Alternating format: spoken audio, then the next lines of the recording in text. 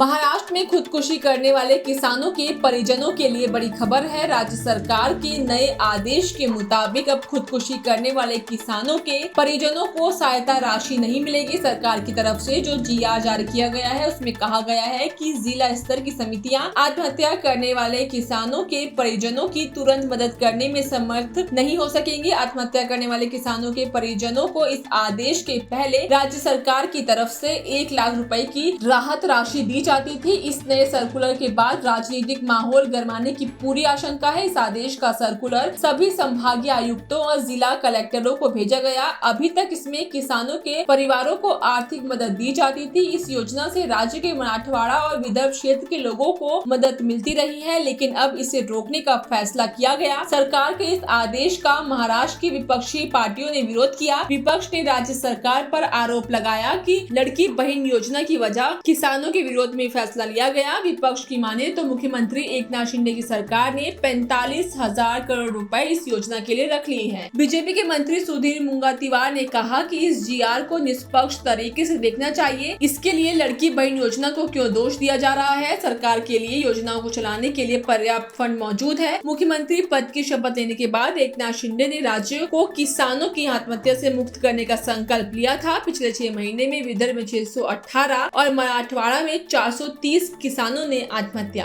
की है।